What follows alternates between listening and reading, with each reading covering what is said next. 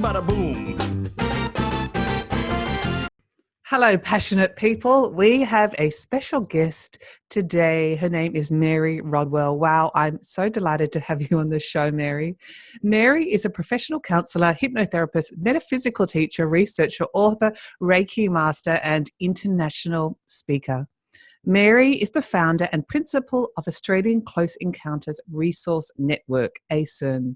ACERN's primary role is to offer professional counselling, support, hypnotherapy and information to individuals and to their families with anomalous paranormal experiences, particularly specialising in abduction contact experiences. Mary is recognised internationally as one of Australia's leading researchers in the UFO and contact phenomenon, and is the author of many books on the subject and features in several documentaries. Mary believes there is a global phenomenon, a genetic engineering program for upgrading Homo sapiens, leading to a paradigm shift in human consciousness, suggesting children are being altered and transformed on many levels through extraterrestrial encounters. Mary is passionate about this subject, and welcome to Passion Harvest. It's really an honour. Thank you to have you on the show, Mary. Louisa, it's a pleasure. After that incredible introduction, where does it start? My gosh, I was just having a look at some of your books. I guess potentially I'd love to start with your book called Awakening. How can extraterrestrials contact change your life? Well, the interesting thing with that is when I wrote it, it was because so many people were contacting me. Telling me about their experiences, still questioning whether it was real because of the way people interpret reality here. And it was like, how do I know it's real? If it's me, what does this mean? What does it mean for my future? Why me? All those big questions. And particularly because I've discovered through my research that it involves families, that it often goes through intergenerational lines. So they may have had mum or dad interested in UFOs or granddad, for example, and not seeing the relevance of these intergenerational links. So the first book was really about giving people, if you like, a map, a way of working out their own answers to the questions such as this. And each chapter was relevant to some significant part of their experience. What to do about the fear if this is real, what do I do? How do I manage it? Psychic abilities that seem to manifest after these experiences. If you're someone who is very religious, for example, that may be very threatening because you hear via your belief system that this is dangerous, or the demons can get you or whatever. Finding yourself writing strange scripts or coming out with strange languages, and all of this related to that bright light in the sky that you see every now and again when you go outside, or being aware you're being taken through the window or the walls and being on a spaceship. What do you do? Who do you go to? And if you go to a psychologist generally or a psychiatrist, we know full well what's going to happen with you if you do that. So are you crazy, or is in fact this a real experience? So Awakening was really the process. How can I best answer those questions through accounts, stories, how you can question yourself? So it really was very important to give people a manual, if you like, because there was no such thing when I wrote it at all. There was some books about people's experiences, but nothing to say, what do you do when you've got this question? How do you get an answer to this question? How do you deal with certain parts of that? So what about my kids? I think my kids are having this experience. What do I do to support them? So being a therapist, that's my job, is to offer support, and because people just didn't know where to go. Like a roadmap almost, really. Exactly. That was what Awakening was. But obviously, since working with over 3,000 people and their families globally, there's a very big picture that's emerging. And although Awakening, and it was transformative, which is only in recent years, our surveys have shown that primarily most people having encounters across the globe, ultimately it changes them. And for most of them, it's a transformative, positive change. So what I was looking at for myself was actually in later information and surveys was proved to be the same kind of thing. But with that came all this new information about who are these beings, why are they visiting us, you know, if it is real. What do the children say about their experiences? Because the children themselves, you know, they're not front loaded. You know, they don't read books on this. They don't watch talk shows. They only know their experience. And when you've got a 6 or 7-year-old talking about going on spaceships at night or learning things on another planet or whatever, complex things, you have to listen, because, you know, this isn't something they're seeing on cartoons. So the New Human was about, what is the big picture? What can we know about it? And this is about something where people don't realize there's not just 1 or 2 different beings out there that you see on mainstream, little zetas, the little greys, or, you know, you're seeing the reptilians, or you're seeing humanoids. There is a vast array of different types of beings people are seeing, from, you know, crystalline beings, light beings, energy beings, right through to feline, lion beings, and whatever. A whole plethora of intelligences that apparently, from my research and people having the experiences, this is what they're interacting with. So this is a really, really big picture. And what does it mean for humanity? And that's, of course, why I wrote The New Human, because what I'm seeing with the newer generations that metaphysicians called Indigo children, Crystal children, all these different names, really is talking about a new kind of human that is manifesting a lot of new abilities and awareness that we haven't had access to so much, or certainly not in the numbers that we have now. I wanted to talk about that in a minute. Look, if you asked me a year ago about extraterrestrials, I would have said, you know, you're crazy. But now I'm coming more and more to, you know, believe that that is the case. I'm probably like 90 or 80%, but I just find it absolutely fascinating. And your book, The New Human, how I think you call them star children, how they're being genetically modified or upgraded. And you talk about Asperger's and autism. It really is a plausible scenario. It really, really is. And I love your, I'm not even going to call it a theory, or the way you talk about it, how the children are sometimes frustrated because generally they wouldn't have had a vocabulary. It would have been using telepathy to communicate, which in this human form they cannot do. They have to use their words and their voice. I found that really, really interesting, and a very, very possible scenario. Well, it's good to know that I'm making sense. You are. It's sort of new, a new kind of area to look at. And believe me, when I started out 25 years ago, I would never have believed that I'd be saying these kinds of things now. I mean, it would be when I was a nurse and midwife 40 years ago, if you'd said to me, Mary, in your latter parts of your life, you'd be traveling the world talking about aliens, I'd have probably sent you to the nearest psychiatrist. So a lot's happened to get me to this point. And I'm actually, there's a very grounded left brain part of me that needs to see the reality, to see the evidence. I'm not, you know, just because you're open-minded doesn't mean you're gullible. And for me, when you've got enough people saying the same things, coming out with the same kinds of questions, awareness, and manifesting a lot of these, what we call strange phenomena, you've got to say something's going on. They can't all be crazy. Absolutely. Particularly when you've got people who are PhDs, I've got nurses, doctors, social workers having this experience, physicists, you name it, you know, celebrities, politicians. This is something that doesn't matter what culture you are. It doesn't matter what your belief system is. People who've come to me do not believe in UFOs, do not believe in aliens, yet they're being on board craft.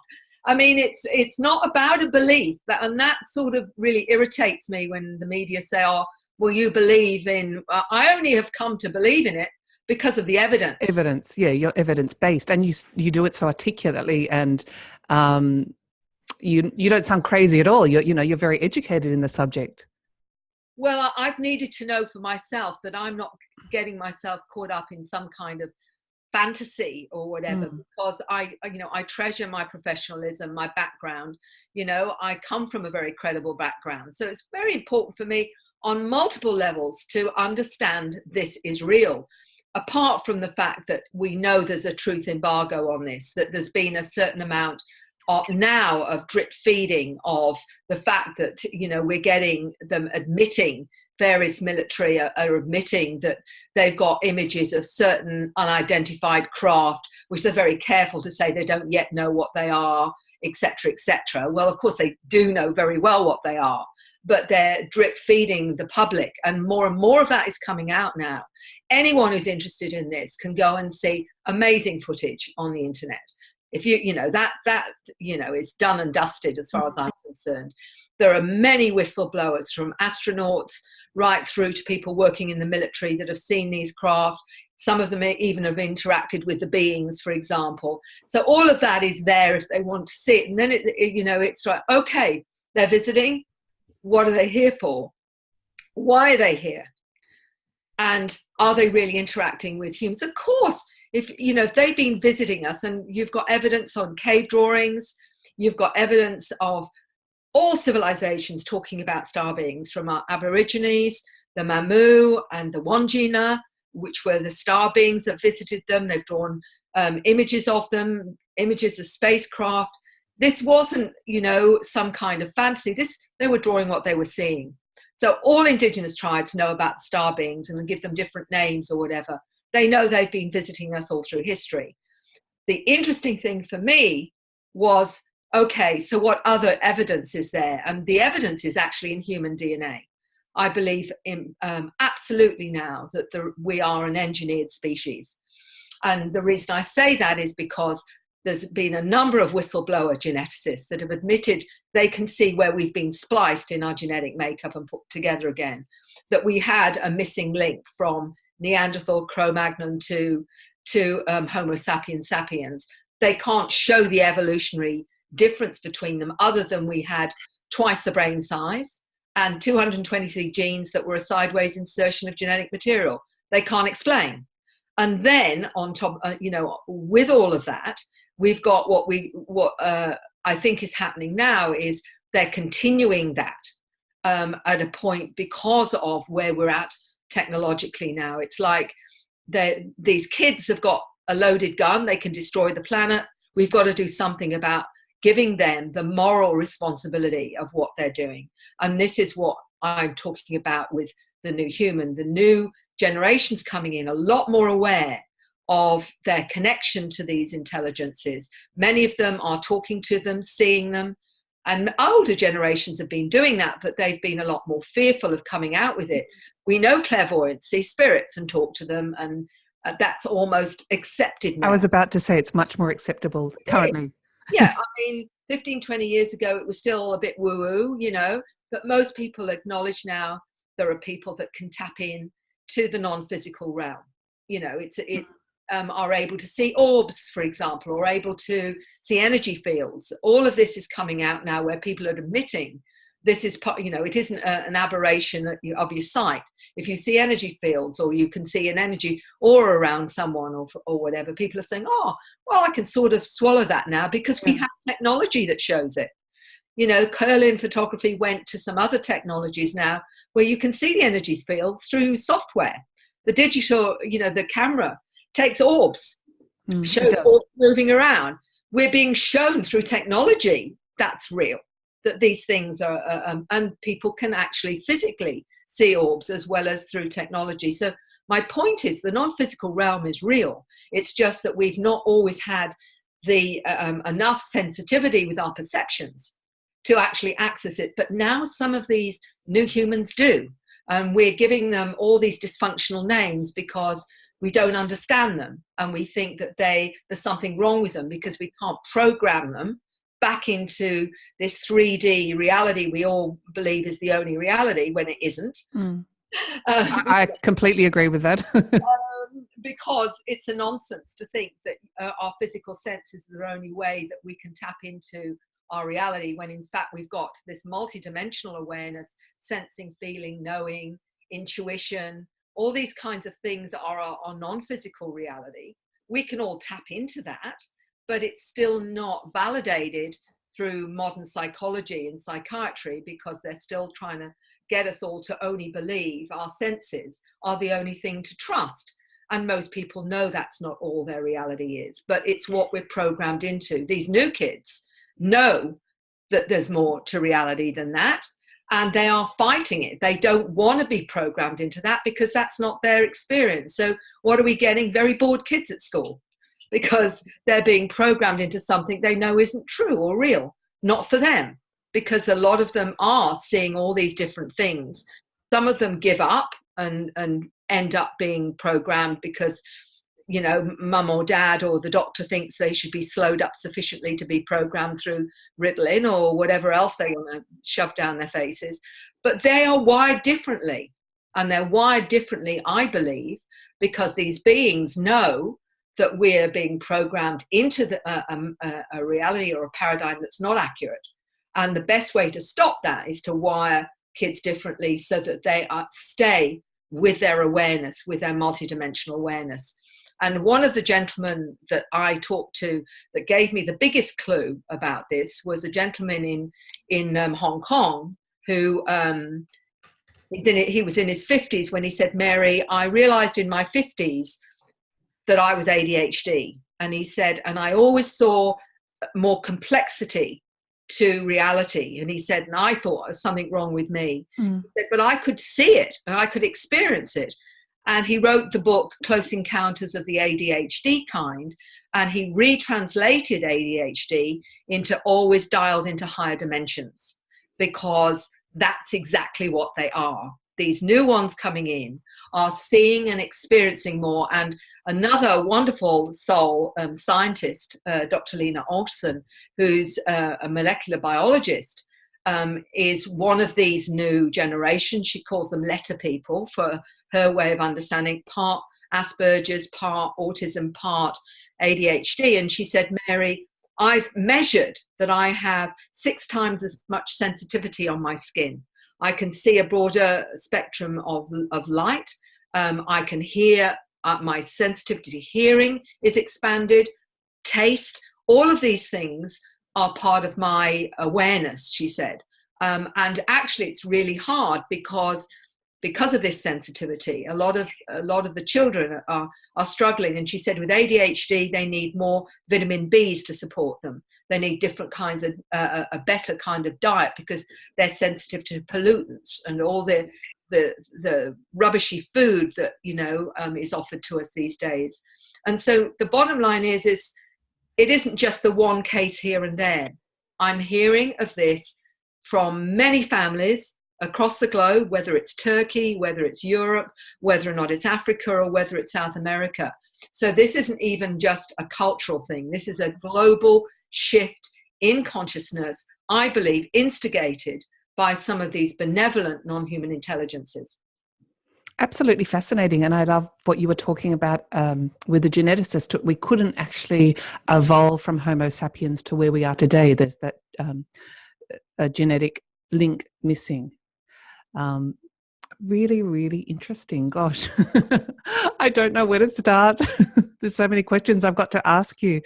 But I guess why? Are they watching? I mean, obviously, yes, they're here, but why are they doing that? That's the most important one, I think, for most people. Why are they here, and why are they interacting with so many people from all walks of life and cultures? I believe it's because we were designed by them, because we have their DNA. And this is the bottom line of why they're following us and our evolution, because many experiencers have told me they've been told by these beings that they see planets, that they create different species on different planets.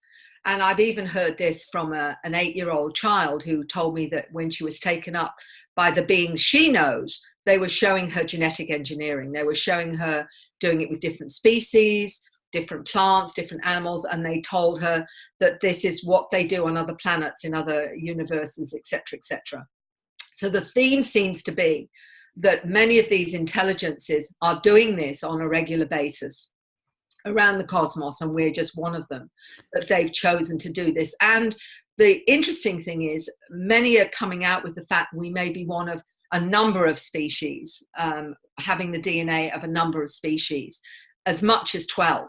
Some say 12 different species had a hand in creating Homo sapiens sapiens.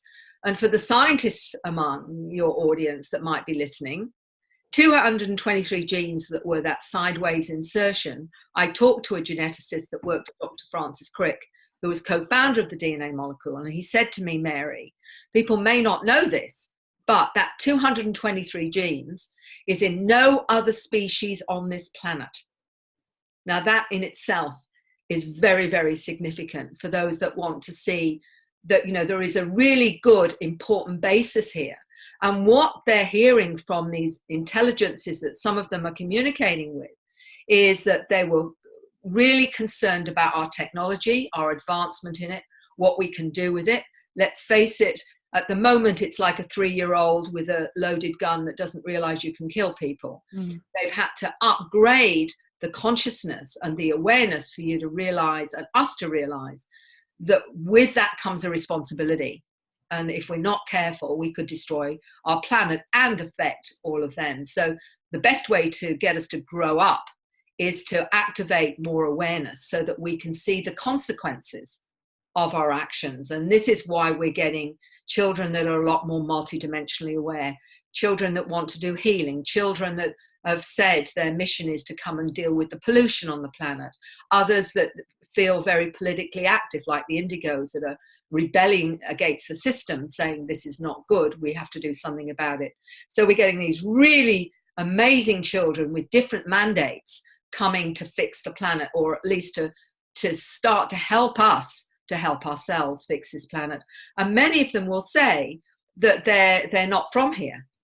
They will say, some of them will say, actually, I don't like it here and I want to go home because this isn't home. When you've got children telling you that, I don't like it here, but I've come here because I've got something to do and my family is out there. And they will talk about their family being from another star system, or another dimension. And when they talk about it, it's very, very real. It isn't like they're talking in a wishy-washy way. You can ask them details. When I was speaking to a 10-year-old in Australia just a few weeks ago, he told me this is the first time he's come to this planet, that he came from another planet that actually blew up, and he was a blue humanoid, and explained how he'd chosen this lifetime and then found himself in mum's tummy. But he said, my mum's been here a number of times, so she's going to help me manage being human, he said, but I've come here to deal with the pollution on this planet. Now, this is, the detail that he was telling me. From a 10-year-old, yes. He even had symbols down the side of his leg. And I said, well, what are those on your leg from this other lifetime? And he explained what each symbol meant as part of the drawing of what he is, and or how he remembers himself in this other lifetime. This is the kind of information I've written about in The New Human, because what my sense is, children are too young to color the data. They're not front loaded. The parents are really careful about not front, when people say, oh, well, maybe their parents have talked about this, maybe they've put stuff on. The favorite is that. And the parents are really keen to tell me that, Mary, I've never talked about this. I've never talked about my own experiences. This is what they've come out with and told me. And I don't know what to do with it. I don't know what to say. I want to support them. But some of the parents, because of their own experiences, have luckily been able to at least get a sense of how best to give them support. But the problem is that in mainstream, they're still coming to terms with the fact that, are we really being visited? And I'm just thinking, that's so already there. Anyone who's interested can see their evidence. But what really needs to happen now is, why are they visiting? And if they're visiting, what is their agenda? And there's many agendas, but one of them for sure is the upgrade of human consciousness, so that we actually can be part of our star heritage. Basically, we're getting ready to join them in the stars. That is one of the main ultimate conclusions I've come to at this point. Really interesting. And I hear a lot of people talking about the ascension process that we're undergoing currently. Not everyone is. Some of us are. But from what I understand, you were saying there's, I'm now hesitant to call them humans, but, you know, people in physical bodies on this planet Earth, we're either a genetic modification of extraterrestrials or some have come as full extraterrestrials. Is that correct? This whole thing to do with dual consciousness or hybrids is coming more and more to the fore. And a lot of people, not just of I've talked to teenagers that know they're hybrids, but also older generations that have said, I've always known I was a hybrid. So what does a hybrid mean? There are different kinds of hybrids. Okay. Actually, in truth, we're all hybrids because we're a mix of our indigenous heritage plus the star inputs of all these different other star beings that have been part of our makeup. So in that sense, we're all hybrids, but some of us have more ET input, if you like. And those that I've talked to that are very aware they're hybrids, one of them I talk about, she's a 17-year-old from Spain. And she said she had her, if you like, encoded in her DNA the moment when she was 15, when she realized through an activation that she was actually a hybrid. And she said she knows now through the downloads that her mother was taken at the point of conception and added ET-DNA was added to her DNA so that she manifested more of a hybrid side rather than a human side. And so for many of them, many of us, it will happen in a different kind of a way, that as we get activated, we relate more and more to our star family. In other words, as the frequencies activate some of that DNA, whether it's Pleiadian or Orion or Andromedan or whatever, we start to say, oh, I feel part of me is Pleiadian or part of me is, and it's because that part of our DNA has been activated. So we're connecting more to our star heritage. Many of those that have had hypnosis, that have asked the question about themselves in another lifetime, have realized that they were Pleiadian in another lifetime, or they were from Orion, or they were from Andromeda. And so they've come in human form to interact this way rather than do it through telepathy and whatever, because that's another way they can start to get humans to realize more of this reality, that it is actually real. So many will say, you know, this is why this isn't home. It doesn't feel like home. Don't like it here. It's so primitive, you know. For example, the 10-year-old you were referring to earlier. Yeah. I mean, I talked to one young man, he's no longer 9 now, but he asked to speak to me when I was talking to his father in the US, and he said, can I speak to Mary? And I said, why do you want to speak to me? He said, well, it's because of your frequency. And then he proceeded to tell me that he was from Orion. He was a light physicist and he worked on time travel technology. And he said, and the problem here is that the scientists are not very bright.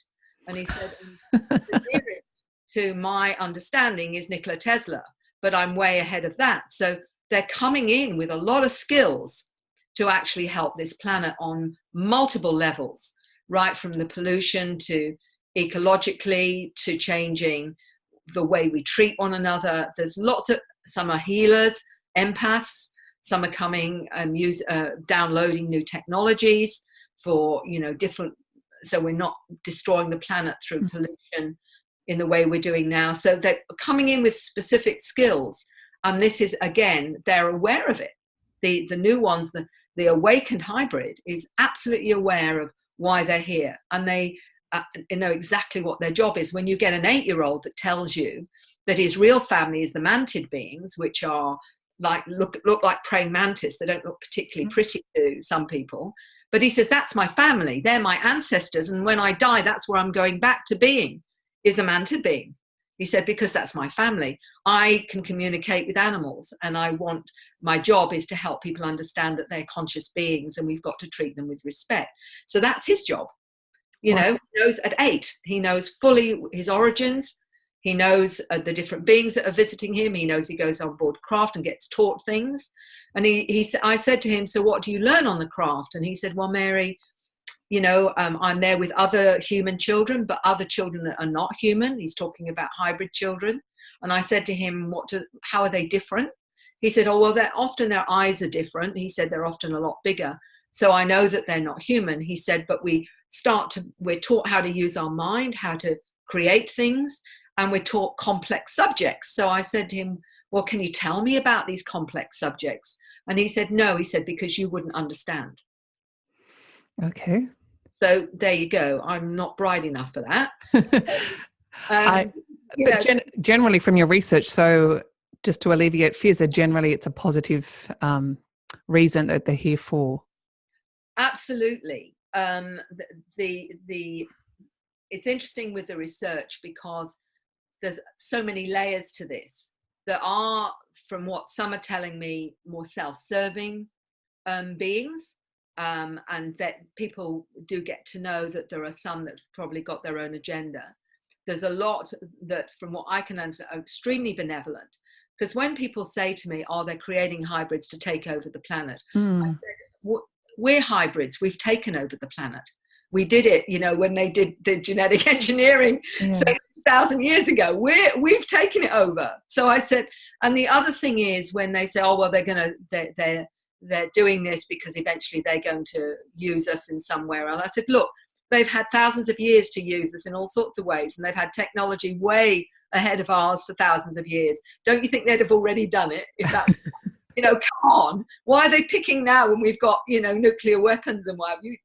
They wouldn't wait for that. I mean, to me, it's illogical. But the most compelling story about what's the outcome of all of this is really telling you whether it's positive primarily or not. And what people may not know is I'm one of the co-founders of an organization which is called the Dr. Edgar Mitchell Free Foundation. And that is a scientific organization. We have physicists, astrophysicists, we've got scientists of all different kinds, MDs, et cetera, et cetera. And what we've done is put out a survey of 600 questions. And in that 600, we've had 4,200 responses to these 600 questions. And what we've discovered is things like, would you change things? How has it changed you? What kind of things what kind of beings you've seen or whatever. And the book's called Beyond UFOs. And it's a book that's about this thick now with the surveys that we've done. And 85% of that 4,000 plus said they had a psycho-spiritual transformation. So ultimately, even if there's others that have a negative agenda when you're looking at the outcomes are overwhelmingly on the positive side. And that is what, for me, was validation for writing the book Awakening, because that's what I was seeing. It changes people, and most of them in an extremely positive way. They change their diet. They often want to live more holistic lifestyles. They will get interested in healing. They'll lose all interest in materialistic values and the big car and the yacht and whatever, and want to grow their own food. Money is no longer part of their mandate whatsoever. And many of them say, my job now is to see what I can do to help the planet or help humanity in some way or other. And many of them won't stand on an ant. They won't, everything becomes precious. They feel connected to everything. Now, I don't know about you, but that sounds pretty positive to me. Very positive. And again, I guess like that boy that came up to you after your talk, you mentioned that they're operating at a much higher frequency or vibration. This is what is fascinating and why I wanted to do so many chapters, not the children and also the teenagers, although I've got adult stories in there as well, is because there's a clarity and a purity to the children's understanding of their experiences and the beings they're connected to. And many of them will call them their special friends. Mm-hmm. And I'm learning from them more of what their abilities are and how they can help change this planet. I was talking to a little 7-year-old when I was in the States recently, and we were talking on a one-to-one, because often where I was doing a family and children workshop, if you like, and several families came to the workshop. And this little 7-year-old didn't talk a lot in the group, but we did a one-to-one. And he was telling me how he can tell when someone's lying and when someone's telling the truth. And I said, so what do you feel like when they're not telling you the truth? He said, well, I go all cold. He said, but when they're telling the truth, I feel all warm. And then he proceeded to tell me, he said, I can speak dolphin. So he said, do you want to hear it? And I said, yeah. And he then does all the clicks of the dolphin and what have you. And he also told me that he's seen Bigfoot, because where we were staying, there was supposed to be a family of Bigfoot in the area. And he said, I've seen them. He said, and he described the ones that he'd actually seen. So once they feel safe enough to tell you things, it's quite incredible the amount of information they'll tell you about their experiences, in terms of beings that they're seeing, beings that support them, what they learn from the beings, even to being at school and being told by one young 12-year-old said when she's at school, if the teacher's saying something that's inaccurate, her little being that's with her that nobody can see tells her, don't take any notice of that. That's not true. This is what you need to know. So I said, do you ever mention this to your school friends? Oh, no, she said, they won't understand. But this is going on. This is going on. But there's this whole blanket of, we can't talk about this, it's not safe. Because if we do, and the parents say this, they say to the kids, don't, for goodness sake, talk about this at school, because the parents are afraid that, the teachers will call the psychologists in, or something else will happen because it's considered, an aberration. And this is part of the reason there's such a problem.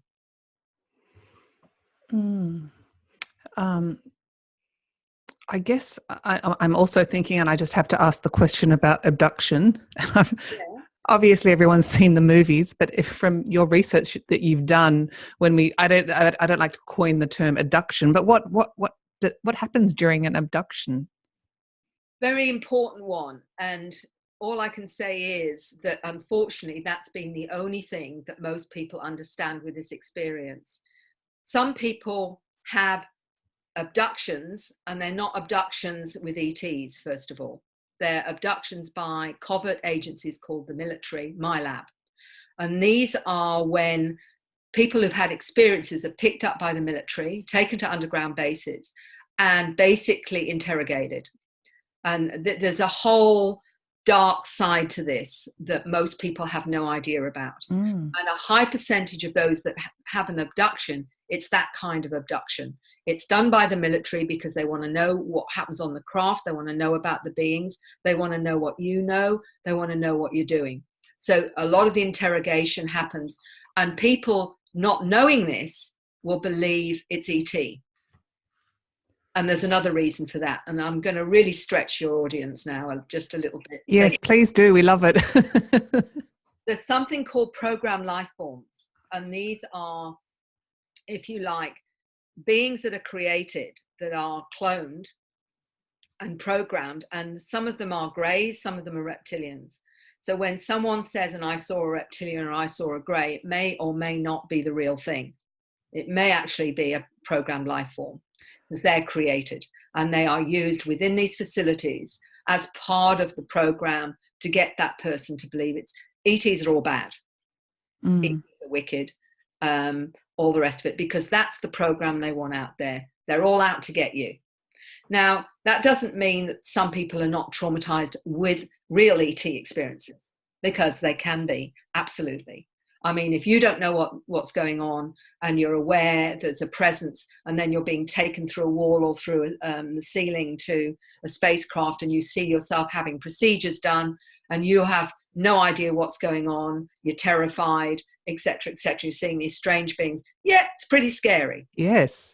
Pretty scary. But there are often what they believe is happening and what's really happening may be two different things. And that's why people have hypnosis, because they may have a period where they've had missing time and they want to know what's happened. And often we discover they've been taken on board craft. They may see in front of them themselves having a procedure done. Now, if they don't know what that is, it's very scary. So they have to then have the insight to know what it is. In other words, if you saw yourself having an operation for an appendectomy and you didn't know what the hell was going on, and it would be terrifying for you because you wouldn't know. What happens is often when you're taking them into that scenario, you can get the information to find out why they've picked you up. And it may actually be a healing procedure. It may actually be taking some genetic material for something or other.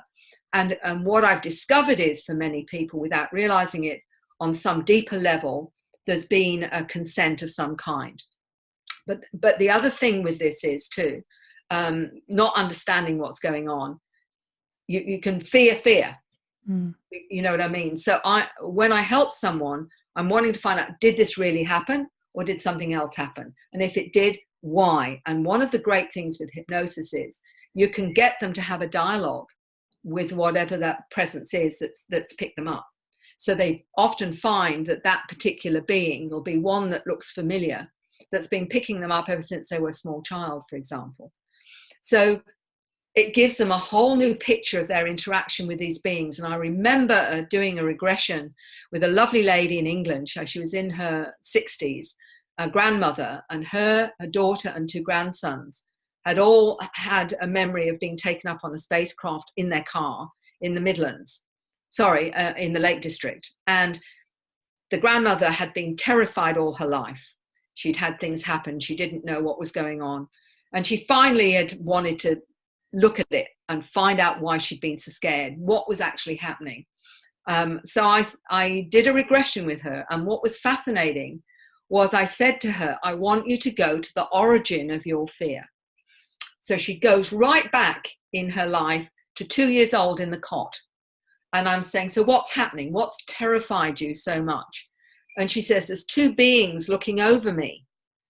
I think there were 2, I'm pretty certain there were 2 mantis beings, which would look scary to a little baby. And she said, they're looking over at me. And I said, so, okay, so are they doing anything? She said, no. I said, so why are you scared? And she said, because they look scary. I said, did they do anything to you? No, they're just observing me. So I said, they didn't hurt you then? She said, no. She said, but they scared me. Mm. And so what we discovered, in fact, we moved that energy of fear from her back there's a way you can do that in hypnosis. And when she came out of it, she was virtually dancing around the room. She said, they never hurt me. They've been with me all my life. They've been helping me all my life. And I didn't realize it. I just got scared as a little 2-year-old because I didn't know who they were. So she'd spent her life in fear, when in fact, nothing had actually happened to harm her, but she just remembered this scary sight. So people have to be careful sometimes in judging what the fear is, because sometimes the fear is the unknown rather than the known. And once you find out what's gone on, it may in fact completely change your perception of what that experience is. So some realize there's a consent involved. The ones that generally don't appear to have the same feeling around that is the military side of it, and that can be confused as well. But that's not saying that covers everyone, because I can't do that. I can only say up to now we've discovered that there is 2 types of abduction. There's the ones by the military, very common, and also by ETs that may or may not, or may be more self-serving than benevolent. But the problem is with someone like myself as a researcher, I'm looking at a minuscule amount of data compared to what I need, or we all need, to understand what is going on. And I can only go on outcomes.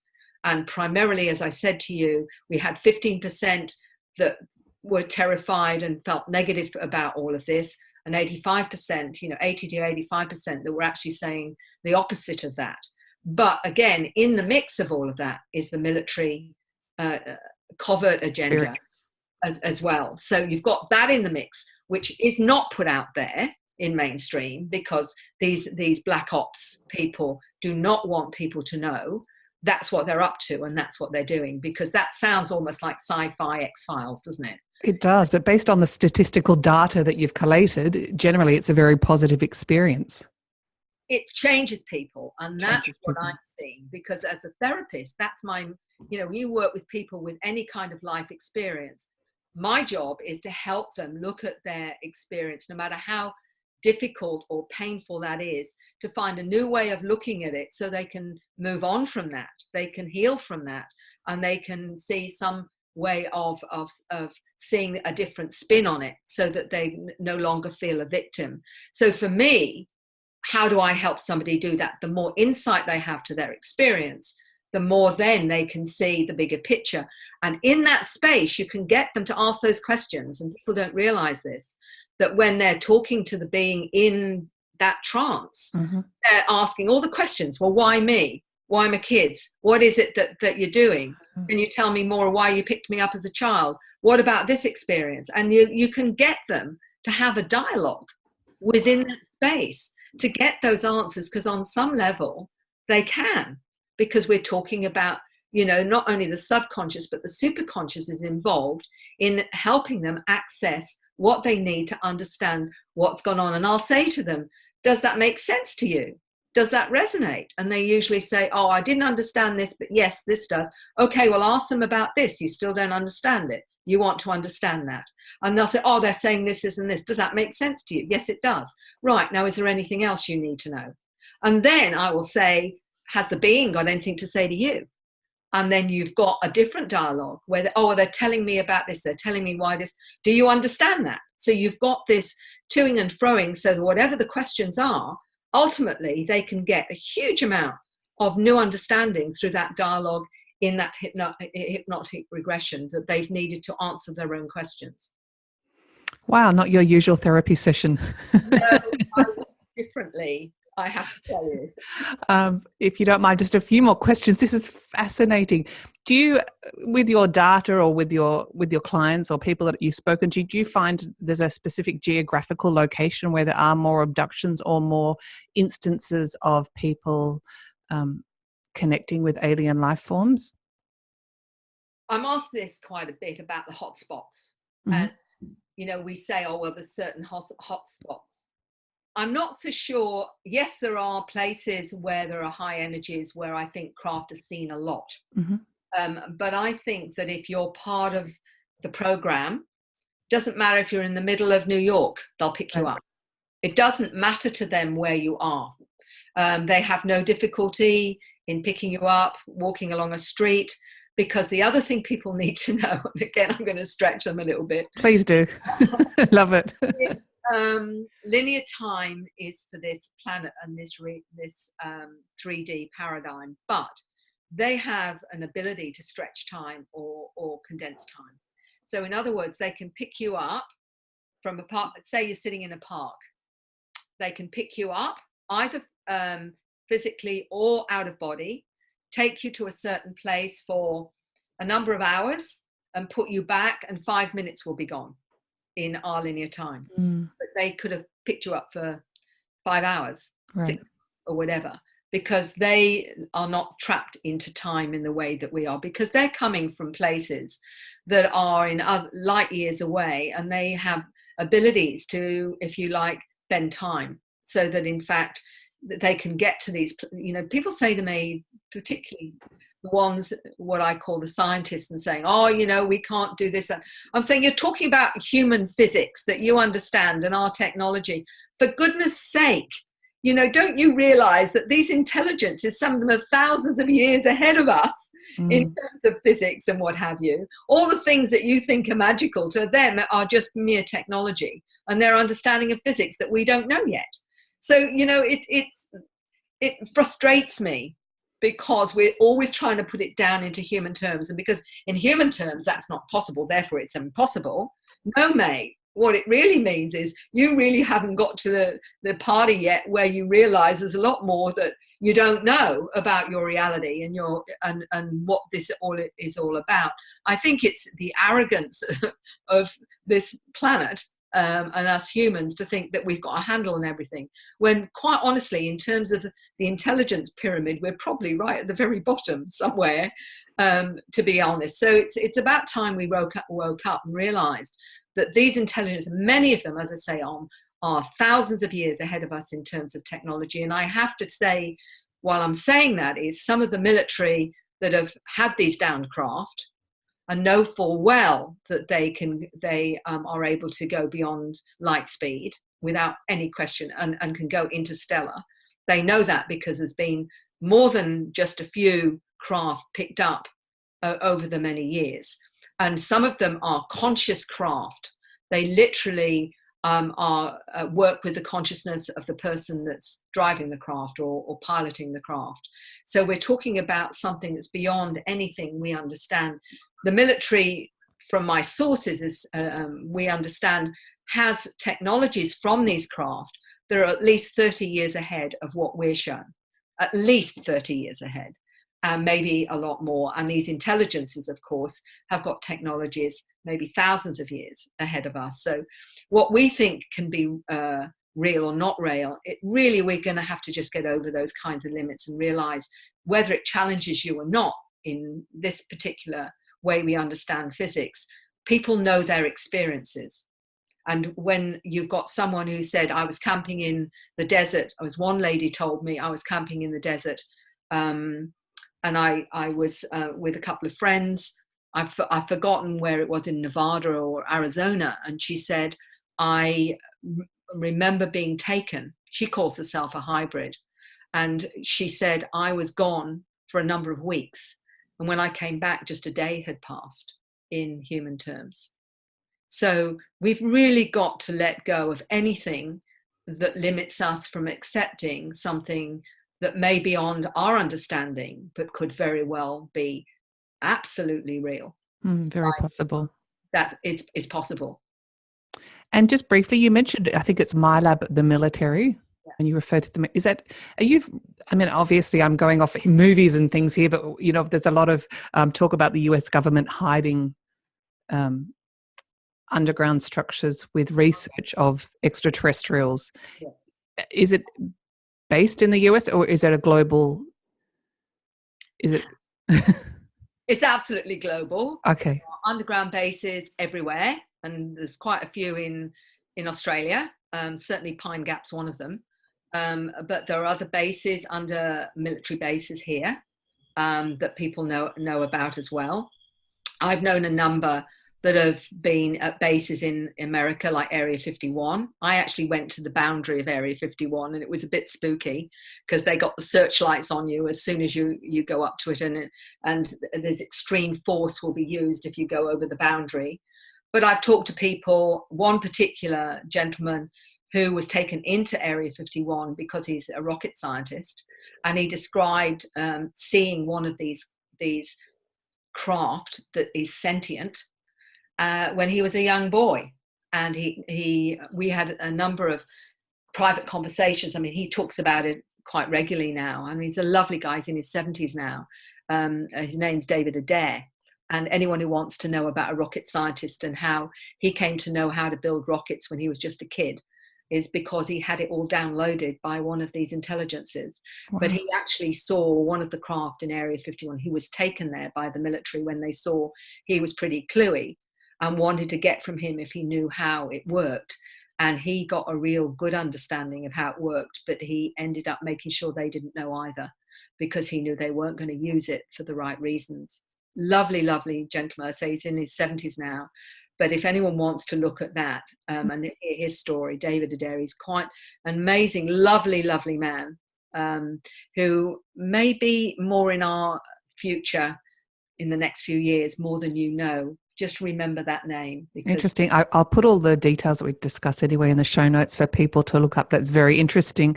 So just, they are the military, as you call them, potentially have captured an extraterrestrial and I'm trying to articulate how I say, and experimenting on extraterrestrials. They have captured numerous ones, and it's happened in all over the globe. The Russians have, South Africa, and a lot of them been shipped to America, South America, a whole range. I mean, someone quoted to me that they've got over 70 plus of these craft, perhaps more. That's the only one this whistleblower knew in numbers. So we're talking enormous numbers that they've had over the years that people have no idea about. The Roswell one was one of many, many.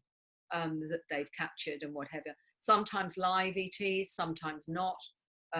There's a book called the day after Roswell by Colonel Corso, who was at the White House, and he talked about him taking technology that he was given from that crash and taking it to corporations for them to reverse engineer it, like digital chips, fiber optics, night vision. All of those came from reverse engineered technology from the craft. For people, if you just want to know where your technology has expanded in the way it has, it's because some of it has been reverse engineered from crashed craft.